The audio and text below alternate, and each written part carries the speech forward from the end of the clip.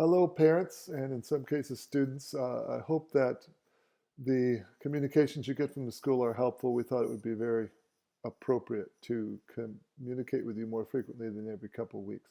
So this is another video. We sent one out last week, and now it's Monday, March 30.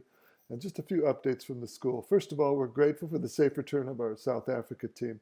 Our prayers were answered when they returned safely and without incident. They are all carefully following isolation protocols, and some are having to be very creative in doing so.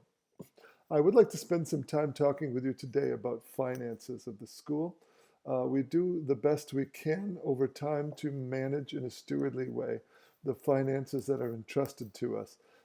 Of course, tuition pays almost all our bills, so we want to be aware that as teachers work feverishly to try to keep the program going as best they can with students, and students are coming through large in their response, and families are coming through large in their support, we need to keep tuition protocols going. So nothing will change in that regard, except that we also want to be very sensitive to the fact that COVID-19 is changing the finances of many of our families.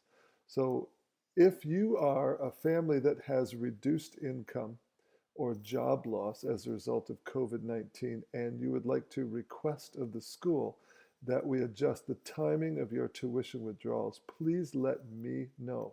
So get in touch with me about this, and I will work with Caroline Ike, our financial administrator, to adjust these circumstances. In some cases, employment insurance benefits take a while to come your way.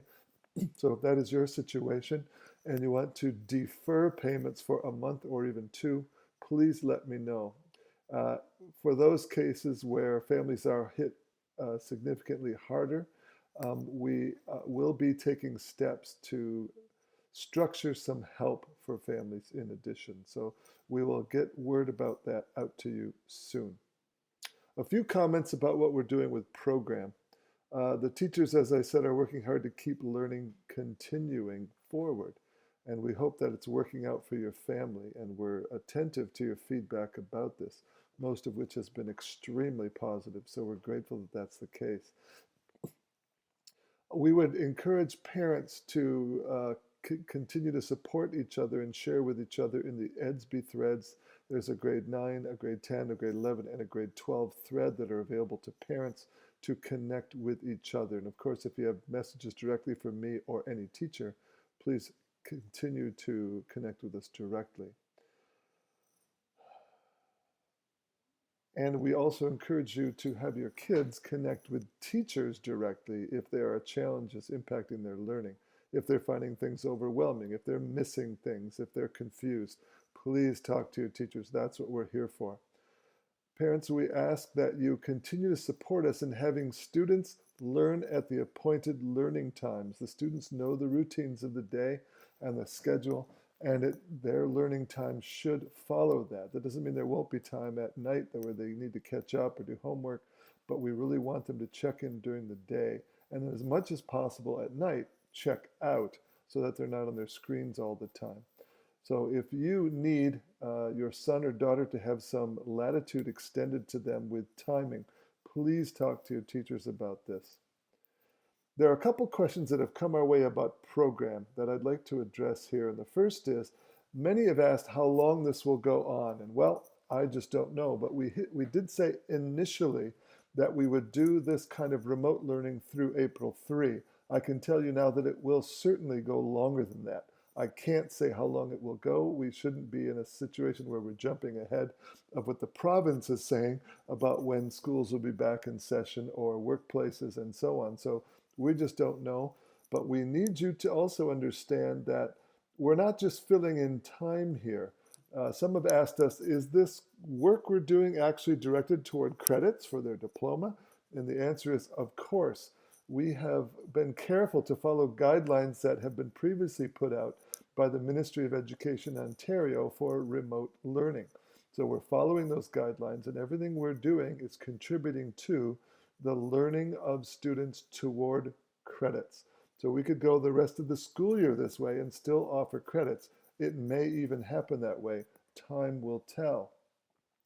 But regardless of how long it goes, we want you to understand that we are pursuing legitimate learning that is recognized by the province.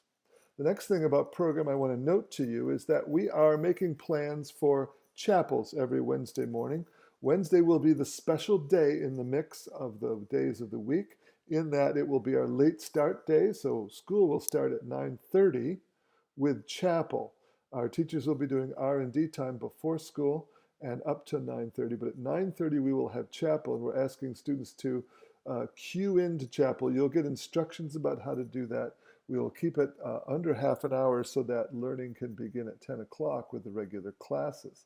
So we're working on that now for this week, Wednesday. We encourage you to send us photos. You can send them to Marlene via Edsby or email. That's Marlene Bergsma. I'm sure you can find her address. If there are photos you have or some depictions or even stories about how learning is going in your home, we would love to be able to share the story with each other and with our supporters of how that's going. Please know that our teachers will continue to learn even as we teach. Something that will get our focus this week and beyond is how to assess students fairly on a remote platform. It's complicated, but we're figuring out how to do that well so that we can give fair and appropriate grades and feedback to students in their learning.